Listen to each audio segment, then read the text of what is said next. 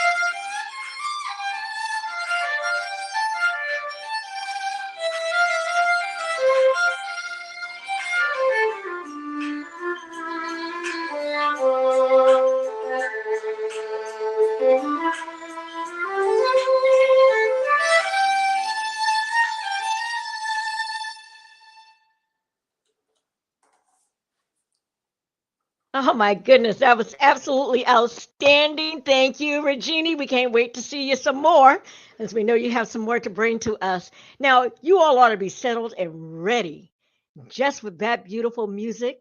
Settle our minds, get us ready for what's coming up. I am so pleased to bring to you our moderator for the evening. She is none other than Dr. Tadra Anderson, who is a member of the Links. She is a member of the North Broward County chapter in Florida. But her expertise, of course, is as a physician. She is the chief medical officer of Memorial Healthcare System, Memorial Hospital in Miramar. And we are excited that she's able to be here. She is the busiest doctor I know, but she makes time to do this kind of work because she knows how important it is for the communities we serve.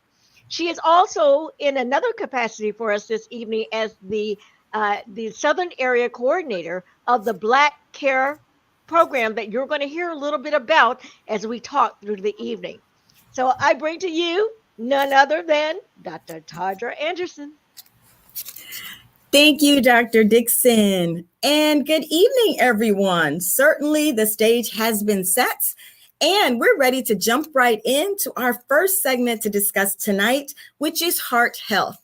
And we have just the dynamic expert to engage with us in this crucial conversation. Dr. William Alexis is a board-certified clinical and interventional cardiologist practicing in several South Florida hospitals. Originally from New York and of Caribbean parentage, Dr. Alexis obtained a bachelor's degree from Cornell University, a master's of public health degree, and Doctor of Medicine degree from Boston University. Dr. Alexis completed his postgraduate residency and his fellowship training at Boston University and the University of Pennsylvania, respectively. He's been practicing in South Florida since 2006 and is the president and owner of Florida Cardiovascular Associates. This immediate past chief of the Departments of Medicine and Cardiology at Memorial Hospital West in Pembroke Pines, Florida, has a keen interest and passion for health behavior, health promotion, and disease prevention in the African and Caribbean American communities. Dr. Alexis is also a member of Alpha Phi Alpha Fraternity Incorporated and wears the red tonight for heart health. Welcome, Dr. Alexis, to the virtual stage. Thank you so much for the kind introduction. Thank you. Absolutely. We're so happy to have you. And why don't we just jump right in, Dr. Alexis, because we know that you have so much to share. Can you first off just level set for us and our listening audience tonight in the simplest terms possible? What is cardiovascular disease and how is it either the same or different from simply heart disease? So I'm glad you asked that. That's a great question because traditionally, before we understood a lot about cardiovascular disease, when you met a cardiologist, it was typically somebody who was focused on the heart and heart disease. There's much more of a complete understanding and focus on everywhere blood vessels go. So, for example, when we talk about cardiovascular disease, what we're really talking about are the diseases that affect all of the blood vessels in the body and the consequences of those. And so most commonly, we're talking about heart disease. Well, when you're talking about heart disease, we're often talking about blockages that one may develop in the arteries to give blood supply to the heart, or the discipline of treating or preventing heart attacks. Well, it's the same process that leads to strokes. Another way of describing a stroke is a brain attack, because it can be a condition that results from an abnormality of the blood vessels that go to the brain. Similarly, same thing with the legs. Peripheral arterial disease is something we see a lot of. Unfortunately, in our community, we know far too many amputees. We have too many friends and family that have lost limbs. They've had to have their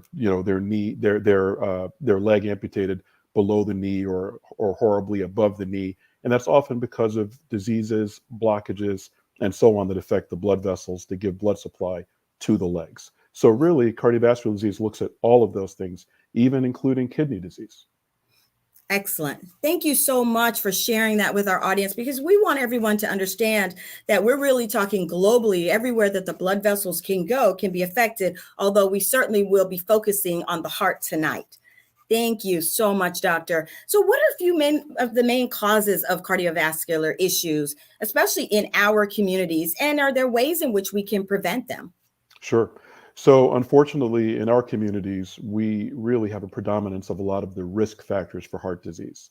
And so, we often talk about the so called traditional risk factors for heart disease. And those are typically high blood pressure, high cholesterol, diabetes, smoking, inactivity, obesity. Those are really the main ones. I believe I said diabetes. Forgive me if I Mhm. did not. Those are really the main ones that can lead to heart disease. And I mentioned those specifically because those are the ones that are considered to be what we refer to as modifiable, meaning there's something we can do about them to actually prevent that path that untreated many people with such risk factors will follow to develop heart disease or other cardiovascular diseases. And that's so important because I like how you said that there are certain things that are modifiable. So we can take ownership, all of us, in terms of helping with our outcomes that may happen in this cardiovascular space. Would that be a true statement? Absolutely. Absolutely. Absolutely. Yeah. Thank you. And so, can you just touch a little bit? We are here tonight talking about cardiovascular and heart disease, but as Dr. Dixon meant, we also want to talk about our mental health and stress. So, can you speak to us a little bit about the role that stress specifically can have on the heart and really the entire cardiovascular system? That is such an important issue, more so now than in the past. We've always heard that there's a link between stress and cardiovascular disease. It's not that well studied, it's not that well understood, but what we understand, kind of putting things together, is that stress and stressful lifestyles often are lived by people who um, are dealing with the stressors of life, multiple jobs, job insecurity, food insecurity, housing insecurity, and the things that may result from that, which are things like high blood pressure or food choices that are either not great because there's comfort eating, or maybe food choices that aren't great because of the access that our communities may have to healthy foods. And so traditionally, we've talked about that in terms of whether or not people will be more likely to smoke because of stress, whether they're more Mhm. likely to engage in unhealthy behaviors because of stress that lead to cardiovascular disease.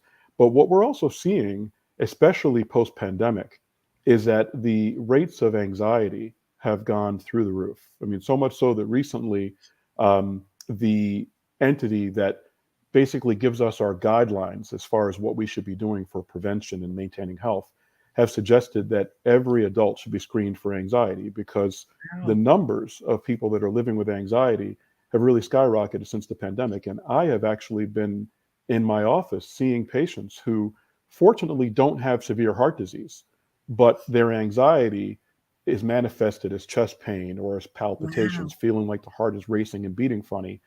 And as a result, they come to see me for further evaluation and advice. So there's such a strong link between mental health and cardiovascular disease. We really can't ignore it. And I would hazard to say that as a medical specialty, maybe we have ignored it somewhat. And I don't think we're Mhm. doing that so much anymore. Wow, thank you. Thank you. I'm sure we're all learning so many important facts, but that is critical in terms of what you said in terms of mental health and stress and the effects it can have on the heart or mimic certain cardiovascular signs and symptoms. So, what are some of the things that you would suggest that we could do to de stress? So the first thing I would say is recognizing that you need to de-stress. I think that especially in our communities, exactly, especially in our communities, we know how to, or we think we know how to push through, right? There's no time for the complaining or anything. We just deal with it and we just put our heads down and we push through. And that's not normal and it's also not healthy. So I think the first step is recognizing that we actually need to address our mental health. Okay. I of late have been a very, very strong advocate for my patients and, frankly, my family and friends to actually seek proper mental health.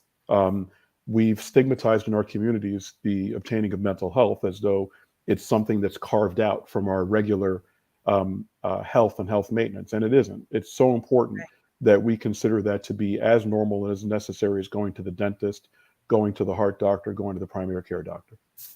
Wow, thank you. Thank you for that. I'm hoping that someone who's listening understood that and understood that well. We definitely want to destigmatize any mental health or behavioral health issues. And certainly in our community, we know that there's that link. I want you touched on something earlier in terms of certain things that are modifiable. But are there some risk factors for heart disease and cardiovascular disease that are not modifiable, that perhaps you cannot change, but we certainly want to be aware of? Of course. And so that's really another way of saying genetics, right? I mean, you have no control over who your parents are and what's happened in your family. And unfortunately, some of us are unlucky enough that there are things that actually diseases that run in the family, and heart disease is one of them. I want to be clear because sometimes there's a misinterpretation of what that means when we talk about a family history of heart disease. Heart disease is the number one cause of death in this country. So if you live long enough, most people will develop heart disease and probably die of heart disease. When people have their grandfather, their grandmother die of a heart attack at age 87, that's not typically what we classify or characterize as a family history of heart disease. What we get very, very concerned about are the families where 50 is old, right? Mm. People who don't live to be past 50, or who don't live to be past 55, or who, didn't engage in the obvious things that would typically lead to heart disease. They weren't heavy smokers, heavy drinkers, so on and so forth, but yet and still either had a heart attack, had to have bypass surgery, or stents to treat blockages in their arteries at a young age. So specifically, when I ask patients about family history of heart disease, I'm usually asking, is there anybody in the family who at an age younger than 65 has had heart disease? Because for most women, you're not going to see significant numbers of heart disease before the age of 65. Now, I want to be clear. I'm not saying women under the age of 65 don't get heart disease. Okay. But at ages younger than 65, it's much less prevalent. So it's remarkable if a woman younger than 65 has heart disease or a man younger than 55 has heart disease. So generally, to kind of catch everybody, I'll ask if anyone in the family younger than 65 has had heart disease. And it's important to know that because you would want to be more aggressive in addressing the modifiable risk factors I talked about. If the blood pressure is borderline, if the cholesterol is borderline, if you have pre-diabetes, you might want to be more aggressive about addressing those things if you in fact have a family history of heart disease. Excellent. Thank you. Such great information, Dr. Alexis. And you mentioned something about women. So I want to shift gears just a little bit. We do know that there are certain classic signs and symptoms that perhaps you're having a heart or cardiac event. There's a lot of education surrounding that. But in women, it tends or can be a little bit different.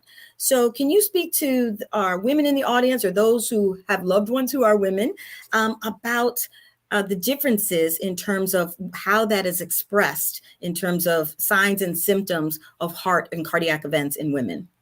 Thank you so much for that. That is really, really important point to address, especially during this month. So I don't think it's easy. So to answer that question, I think we should first start with what we call the typical symptoms of heart disease. Okay. And so by typical, what is typically meant, quite honestly, are the symptoms that were studied and learned about primarily in men and usually in men of European descent. And so those are typically chest discomfort, which can be burning, pressure, squeezing, and it's usually with classically people will describe a chest discomfort that goes to the neck or to the jaw or to the teeth, maybe the shoulder. It can be the left shoulder, it can be both shoulders or the forearms. And typically it is a symptom complex that centers around the chest. The trouble is with women, the symptoms can be what we call atypical, which really means the unusual symptoms. And so for women, the symptoms instead of that, now it's not to say that women don't have chest pain or chest pressure, but in women, the symptoms can be unusual fatigue. It can be unexplained nausea and vomiting. It can be sudden onset of dizziness. It can be heartburn, or what someone would call heartburn. And so this is really troubling because for a lot of women, these are symptoms that they may not even access the healthcare system to evaluate. A lot of women I know are tired. They're doing lots of things. They're taking care of family members. They're taking care of their jobs if they're employed. And so to feel unusually tired, a lot of women will be maybe inclined to take a nap rather than Mhm. think maybe this is something that's going on with the heart. And so, I always say it's so important when, because really, you know your body, you know how you're used to feeling. If there's something out of the ordinary, get it checked out. I always say it sounds corny, but when in doubt, check it out. Yeah. I love that. And so I'm hopeful again that our audience is really paying attention because some of those signs could be a little different. And certainly those of us serving here with the Links Incorporated here in the Southern area, we work hard. And so fatigue and as a normal, natural, as you said, part of our lives. And yet it could be one of those very subtle signs and symptoms. So recognizing that something unusual is happening is so important. And I guess I would ask you to speak towards then the importance then of staying connected with a healthcare provider, one that can be trusted, perhaps a primary care physician. Obviously, you said you see patients sometimes that don't even have heart issues, but can you speak to the importance and the role that a physician or a healthcare provider plays in keeping us healthy in terms of our heart health? I think that's critically important. And it's kind of a segue to what we just talked about in terms of the symptoms being somewhat atypical. Mhm. Because for women in particular, if they're not plugged in to the healthcare system, if they don't have a physician, a healthcare provider that they have a relationship with that knows them, where do they tend to get their healthcare? Emergency rooms, urgent cares. And what is the most common thing that women with heart disease get dismissed or sent home, discharged inappropriately as? Panic attack. You're Mm. seeing somebody you don't know, and the doctor's seeing somebody they've never interacted with before, and it's someone who's got these symptoms that are not the typical symptoms, and they often get blown off as a panic attack. Now, if you have an ongoing relationship with a primary care physician, with a specialist who knows you, chances are they may be more likely to recognize a change in the patient they've been following on a long-term basis. And it's also so important to make sure that, one of my passions is to make sure I'm always available, especially to the African American and Afro Caribbean communities, because cultural competence is so important. It really is, because I'm, of the Caribbean diaspora, okay, and everything is gas. Everything is gas, right? Any symptom you have, it's gas. Go drink some tea, go eat some crackers, you'll be fine. And unfortunately, you and I both know that there are lots of people who stay home and ride out a heart attack without realizing Mhm. that's what they're doing because Mhm. they've blown those things off. And so sometimes having, a healthcare provider who understands these things, who's culturally connected and culturally competent, they're not going to move on to the next topic when someone says, "Yeah, I've been having a lot of gas lately." Because in our community, gas can mean anything. Anything. Yes, yes. Oh, thank you. That was wonderful. I couldn't have scripted that better, Dr. Alexis. Thank you so much for sharing that. And with our last 30 seconds of this portion of our conversation, can you just say something that will really empower the audience in terms of their heart health to really take charge of their heart health? If you're making me say it in 30 seconds, I would say the most important thing is get moving. Get moving. Be ever conscious of your cardiovascular health. Get moving. Be more conscious of dietary choices, and recognizing that dietary choices are not something that everybody can make. I mean, there is such a thing as food insecurity and food deserts that is a topic for something else we could easily talk about for an hour. But Mhm. definitely being connected and being your own advocate in the sense of seeking medical care and not relying on Dr. Google. Ah, what a wonderful word. Thank you so much, Dr. Alexis, for this compelling information. Certainly right on point. And now, with that, Dr. Dixon has some exciting news to share. Well, thank you so very much, Dr. Alexis and Dr. Anderson, for that. That was a powerful segment, and it speaks exactly to what we are trying to do here in the Southern area. Heart health is a big deal, and it's a really big deal in the South. We know that we are in the Salt Belt. And so we want to share with you a little bit of the work that we are doing in the Southern area around this issue. We know that the Links Incorporated have been a trusted partner in communities. And we like to highlight when we have extraordinary programming happening. So tonight we're going to highlight one of our programs that is happening in Georgia. And I'd like to bring to the stage two of our ladies here who are with us. I'm so happy to have the Sylvias. I won't get mixed up with names since we have Sylvia Jones and Sylvia McGee. These ladies are from two of our chapters in Georgia, Macon, the Macon, Georgia chapter, and the Fort Valley, Georgia chapter. And they're just going to share with you a little bit about their heart health program. Ladies, take it away. Thank you. Thank you. Good evening.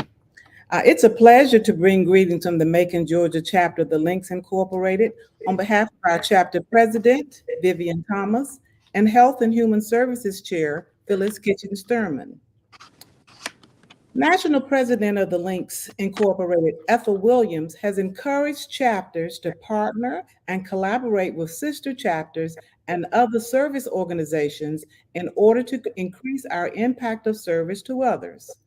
While our central Georgia area has significant pockets of poverty and high rates of individuals with diabetes, cardiovascular disease, and concerns of mental health. Well, this, our inaugural Red Dress event, serves as the ideal collaborative model in action. Coming together to promote the health and well being of African American women are an institution of higher learning, Fort Valley State University, the American Heart Association, and 9 organizations of women, of which 2 are links chapters. This event, Making Women's Health a Priority, will be held on the campus of our partner HBCU, Fort Valley State. Pamela Johnson, the National Vice President of the American Heart Association, will speak to us, discuss the educational modules and resources that are available to individuals and to groups in our community so that we can grow our health literacy. And a panel of women physicians will speak on hot button issues that are medical and talk to women about specific ways that they can advocate for themselves to meet their medical needs. This is truly a community call to action. And so now it's my pleasure to hand over the stage to our honorary chair of this Red Dress event, Mrs. Sylvia Jones, who's the First Lady of Fort Valley State University and a member of the Fort Valley, Georgia chapter of the Links Incorporated. Sylvia? Well, good evening and thank you. I really appreciate this opportunity because this is such an important topic and subject, and we are really excited to bring this to the campus of Fort Valley State University. And I would also like to acknowledge our Area Links President, Dr. Theodosia Strange, and also our Health and Human Services Chair, Ms. Tammy Long Dunn, who are putting in a lot of work to make this event happen. And as First Lady of Fort Valley State University, I really welcome the opportunity to bring such an exciting and important topic to the community, because we know that heart health is something that unfortunately it disproportionately negatively affects our community. And to bring such an extraordinary event to an HBCU campus, we believe is just something that really is important for the community. And also, we are excited because this is an intergenerational event.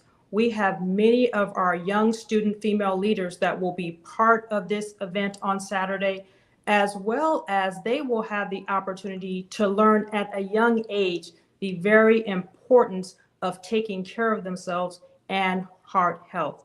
So again, we are excited. I am excited to be the honorary chair, and we're excited to bring this event to our campus and our community in Middle Georgia. So thank you.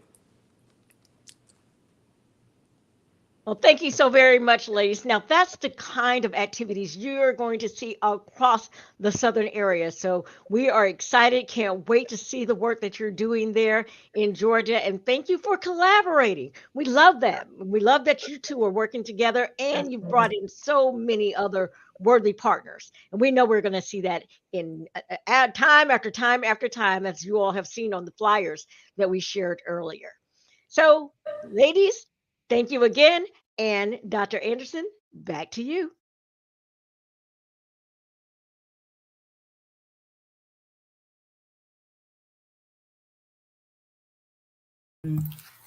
Thank you so much, Dr. Dixon, and thank you, ladies, for that wonderful programming.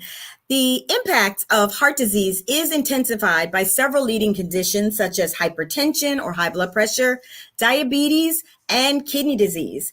As you heard earlier from Dr. Dixon, the links nationwide have added education on chronic kidney disease, or CKD, to its repertoire of powerful programming that we offer. In the Southern area, we currently have chapters participating in the Black Care Initiative, where our objective is to increase awareness, provide resources, and ultimately lessen the kidney disease burden in communities of color. By doing this, we will also impact the heart disease burden.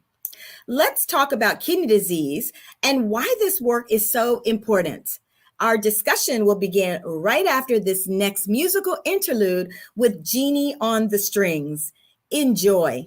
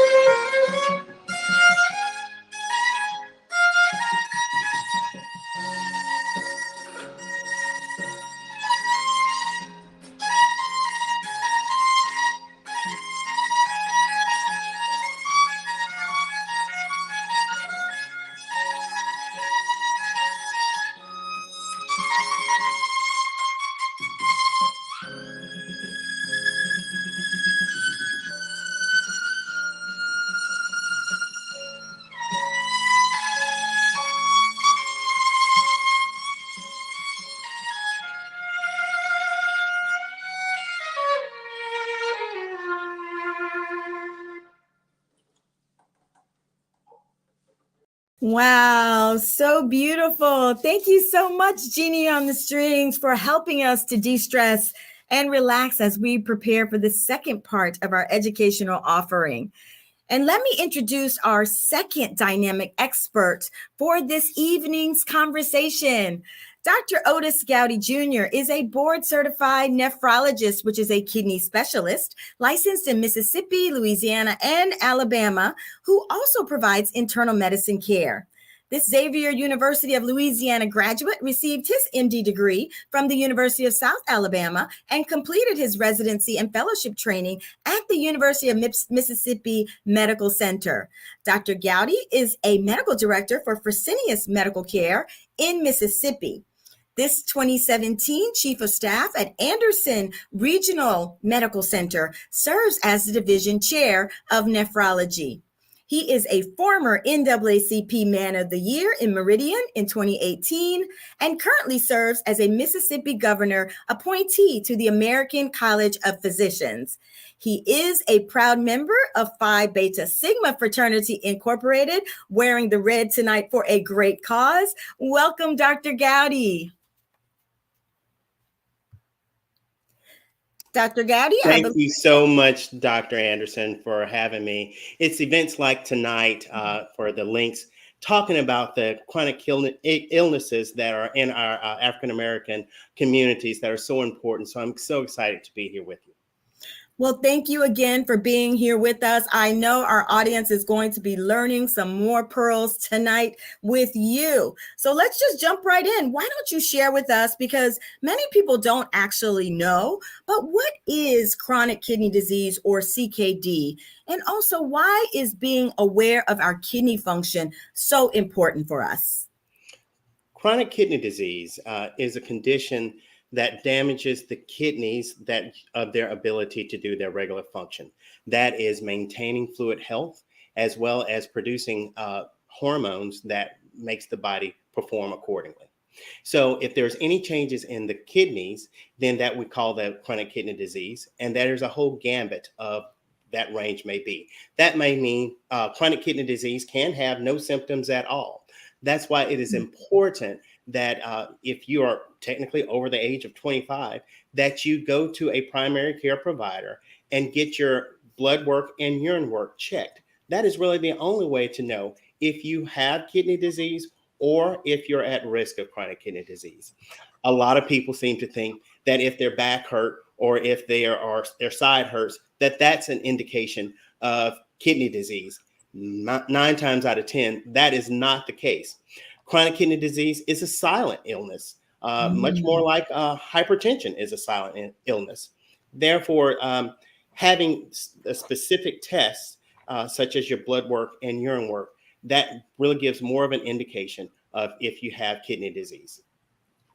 Excellent. Thank you. So I heard you give us some parameters, definitely greater than 25. We should all be going to our primary care doctor, maybe even a little younger if we have certain things that run in our families, and that it's a silent illness. So we really need to be connected to a healthcare provider, which Dr. Lexus was very thorough in telling us a culturally competent healthcare provider.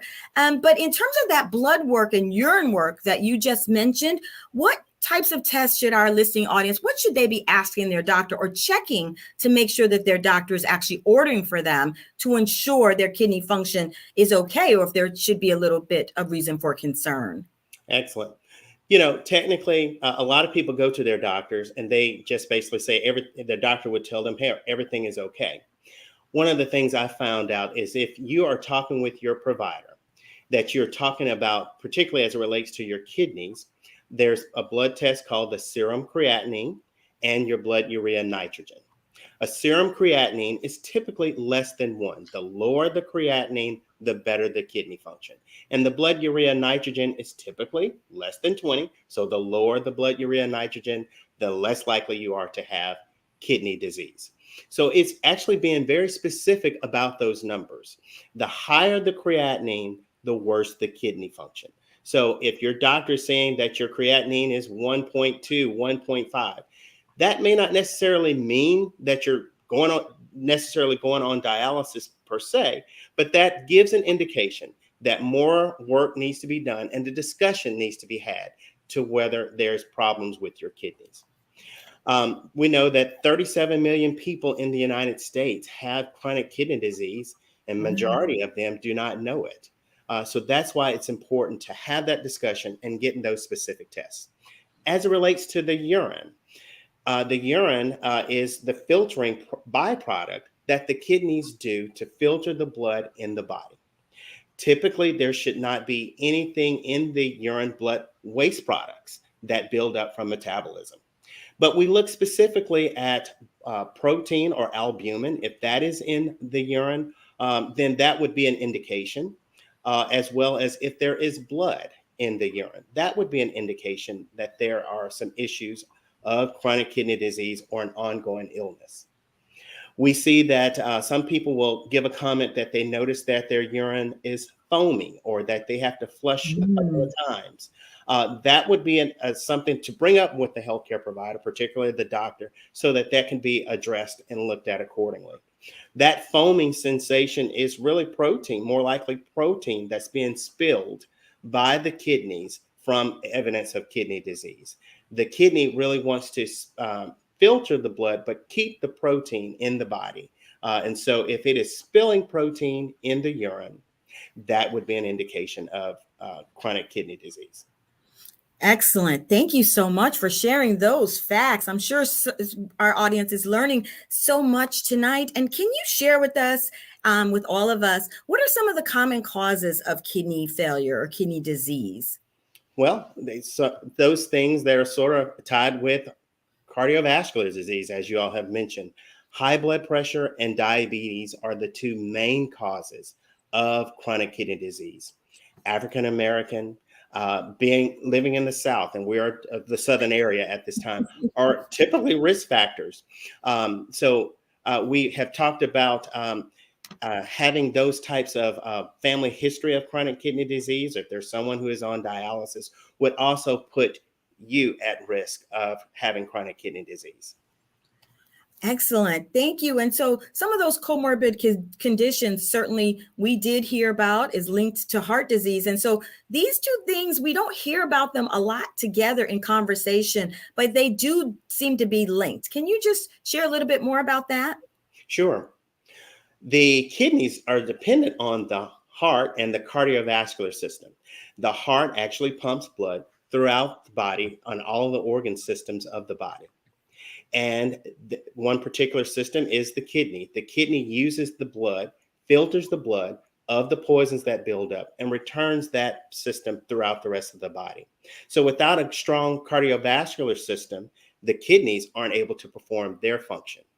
Mm-hmm. Likewise, the kidneys decreasing the salt, decreasing the fluid, decreases the pressure on the heart to have to pump more. And that's the connection. Without the heart being healthy, the kidneys aren't healthy. And we found that without the kidneys being healthy, the heart actually goes through its stressors as well. The kidneys actually helps produce hormones to help red blood cells, which is sort of not necessarily commonly known. Why does the kidneys have to deal with the blood? But it actually produces hormones that produces red blood cells, which helps carries oxygen to the rest of the body. And the heart is dependent on good oxygen production. Wow. Thank you so much. That connection is so important. So I'm so excited that you're sharing it with everyone here tonight. So what kind of lifestyle changes would you say that we all could implement to either prevent chronic kidney disease, or for those who might be affected by chronic kidney disease, to help slow down the progression? One of the first things is knowing your numbers. If you have high blood pressure, it needs to be under control. If you are diabetic, that needs to be under control. Taking your medicines, talking with your physicians and providers about the medicines. There are a whole host of cardiovascular medicines and diabetic medicines that are available to help with heart disease, high blood pressure, as well as with diabetes. So I get some comments from my patients that say, well, I tried one medicine, so that medicine can't work.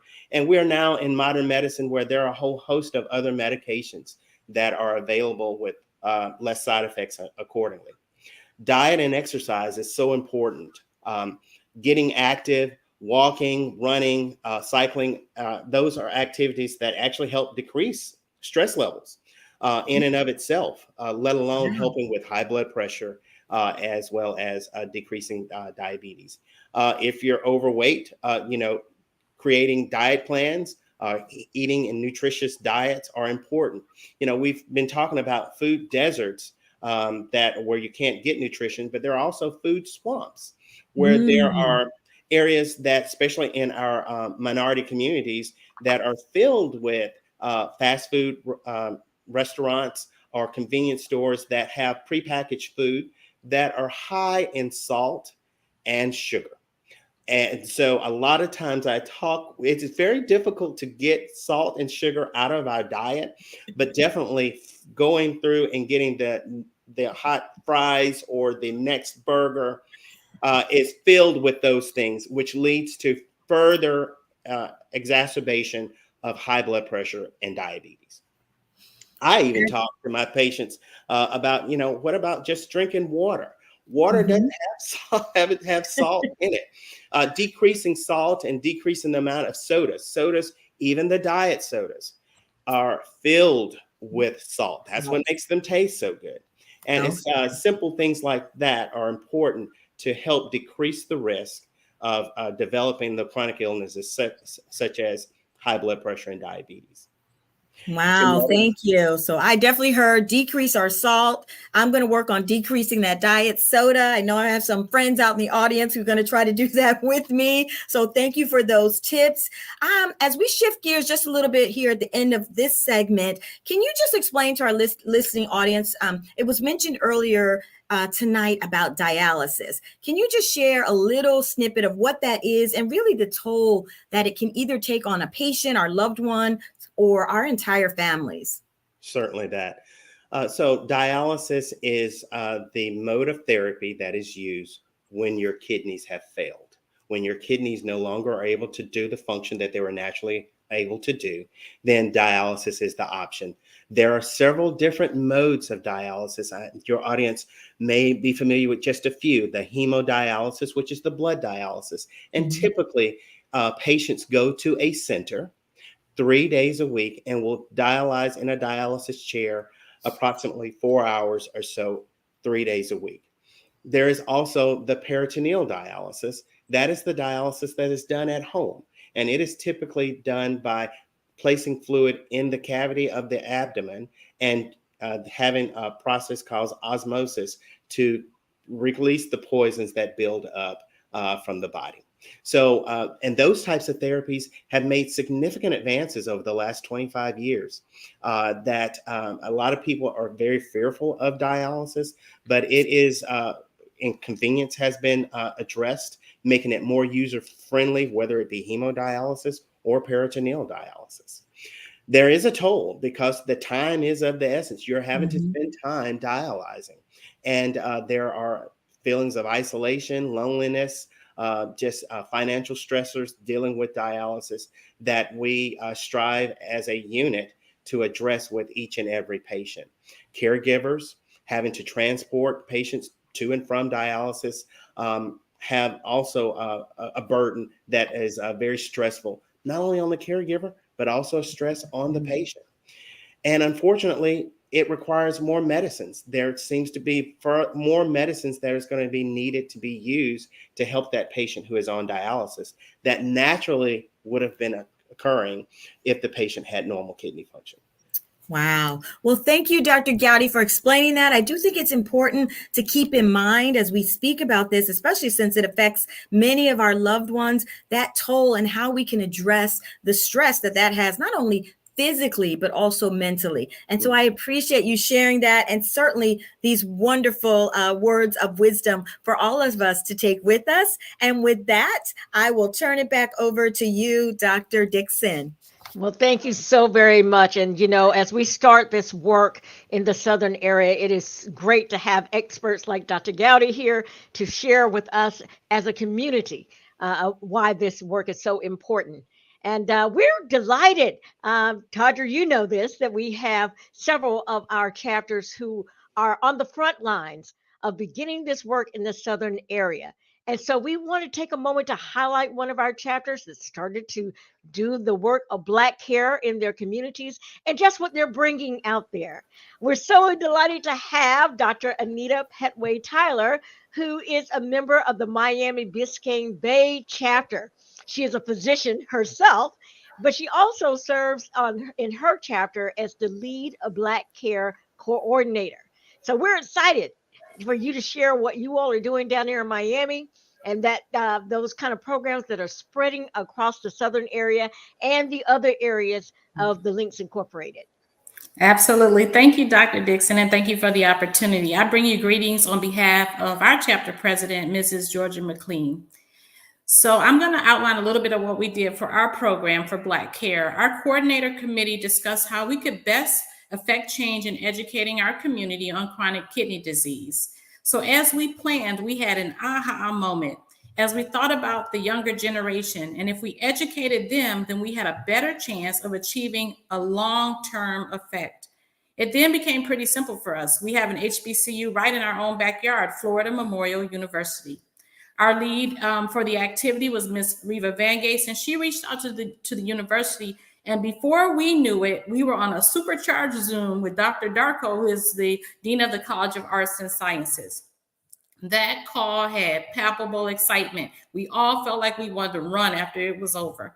We then met with the director of the university's health program to help us select 10 students, 8 healthcare related majors and 2 journalism majors.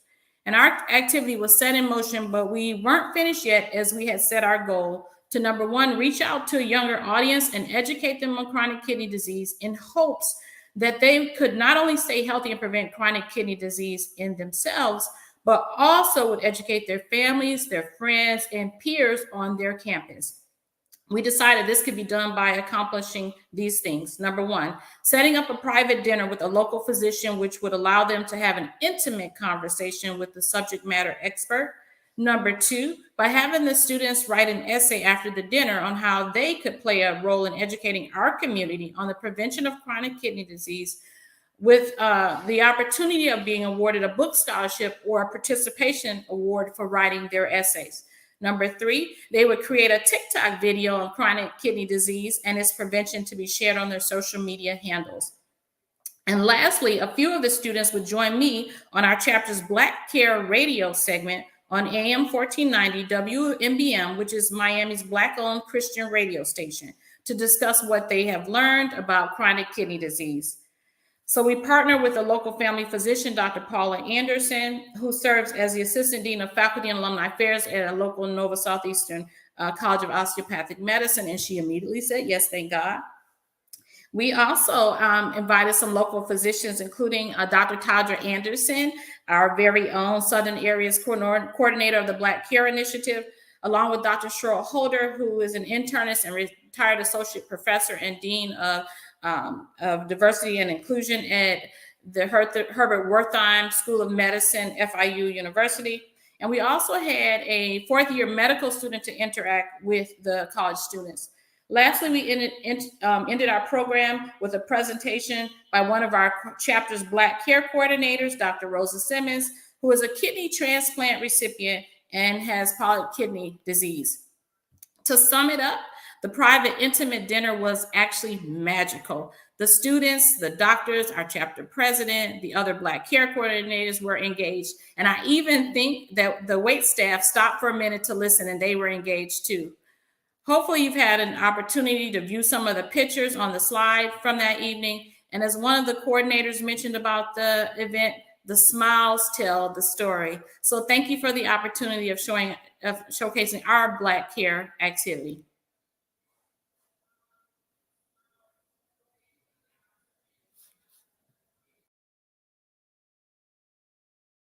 Thank you so much, Dr. Pettaway Tyler, for sharing the outstanding work that your Miami Biscayne Bay, Florida chapter has done and will continue to do as we embrace this newest initiative, Black Care, here in the Southern area.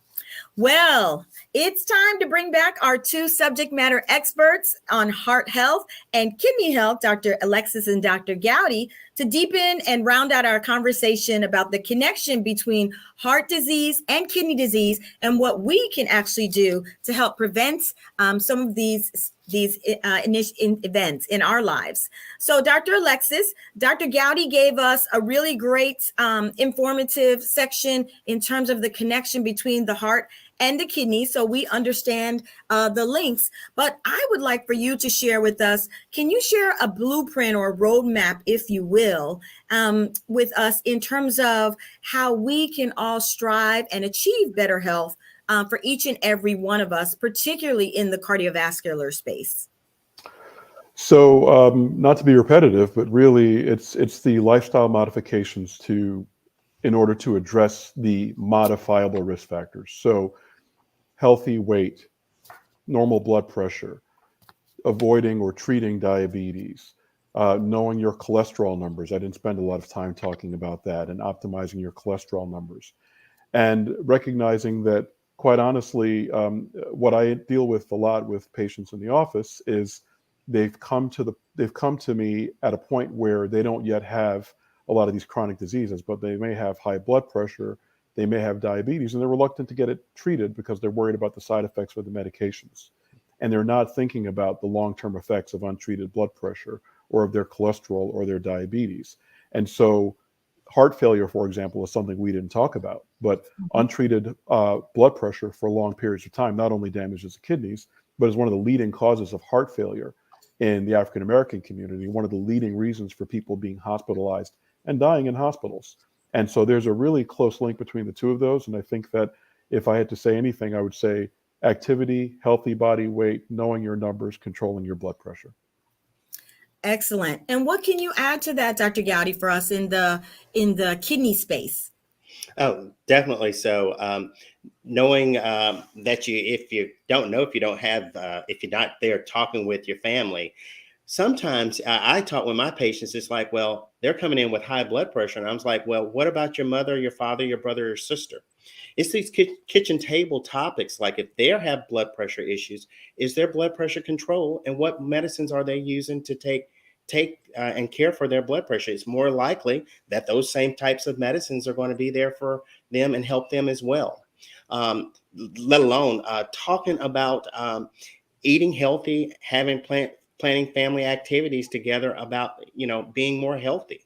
I find it, interesting that in our community that we don't talk about our health. We don't talk about our health at our churches or at our ball games or, in the halls even.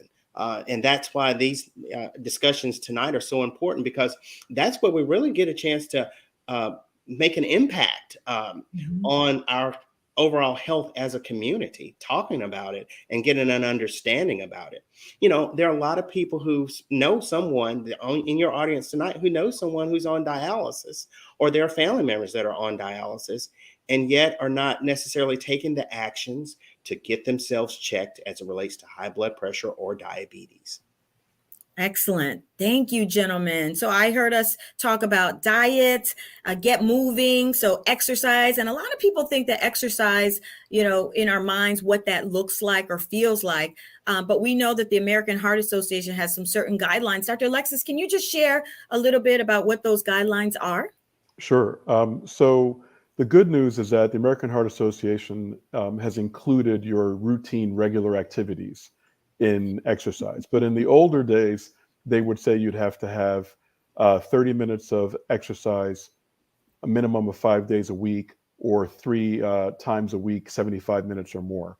I generally, as a cut and dry recommendation, will recommend that there's just 30 days of activity most days of the week is what I typically recommend. Now, that's just for maintaining heart health. More than that may be necessary, of course, for losing weight if one is overweight, or for achieving other goals. But from the standpoint of improving cardiovascular health and hopefully changing some of your numbers with just lifestyle modification, 30 minutes of activity in the form of walking, for example, and a purposeful walk, not just a little stroll. 30 minutes at a time most days of the week. Excellent. Well, does dancing count? Absolutely. Absolutely. And we heard it here because we've been moving and grooving to Genie on the String. So I just want to make sure we can check that box tonight. So Dr. Gowdy, we would hope that we could prevent all heart disease and all kidney disease, right? But we know that's not possible for a variety of different reasons for so many people, whether it's genetics that we talked about, things that you inherit from your family members, or other circumstances like delayed diagnosis or certain other social determinants of health, which we've alluded to several times in the program tonight. But can you touch on transplants, kidney transplants, briefly as a means to treating patients with kidney failure? We know it's not a first choice or option, but we do know that it can be an option. So you can just tell our audience a little bit about that. Sure. So those who have had kidney failure then would have to do dialysis. The other treatment option would be a kidney transplant. A kidney transplant is basically putting a donated kidney in the body, and then you do have to do dialysis. In our community, there are not a lot of donors for kidneys, and that's one of the biggest disparities that we have. If we had more African or minority donors, then that would be a higher likelihood of having more kidney transplants.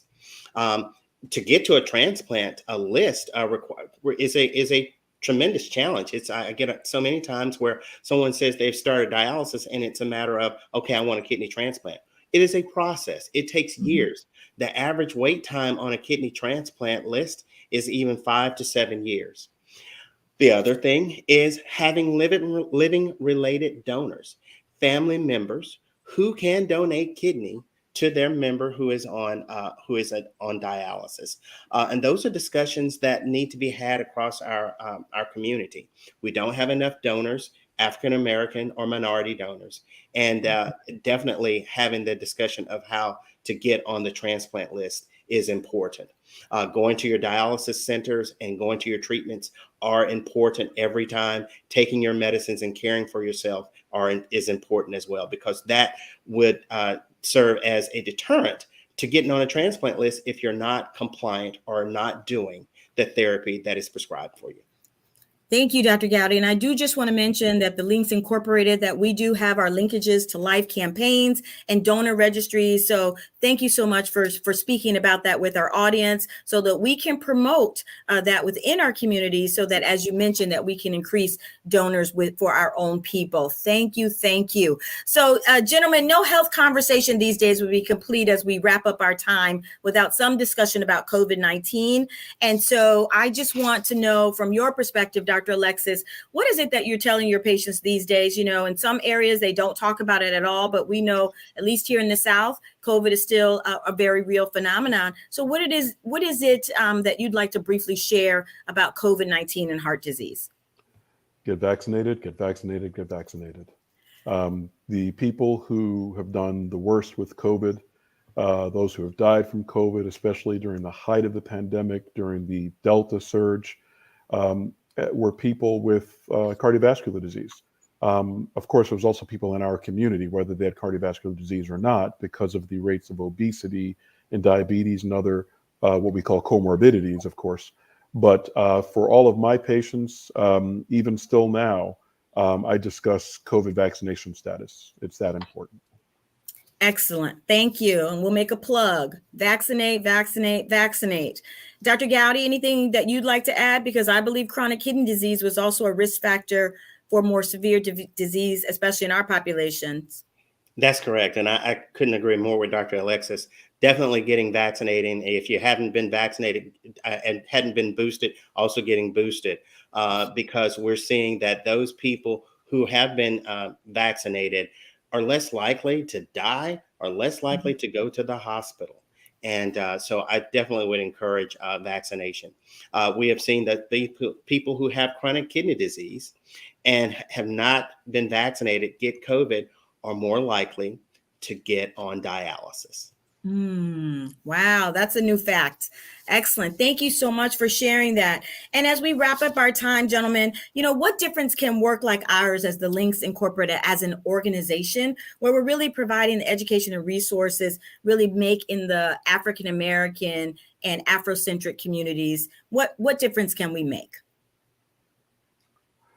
I guess I'll start. I think it's incredible. I think this has been an incredible program, and I think programs exactly like this are what we need most, because I'm expecting that this will be available for anyone who missed it to watch and to refer to, and this is the outreach that we do. Mm-hmm. And it's funny because we just got done talking about COVID, but I think that we've gotten better at this because of COVID, ironically, because in the past, you know, at least when I did things like this, I went to a location and whoever was there, you know, got to participate and got to partake of the information we would share. Now, you know, we can do this virtually across states and regions, and it's there to be accessed really in perpetuity. So I think that, you know, this is really a blueprint of what we need to do, and kudos to the Links and to all the hard work that you have done to put this together.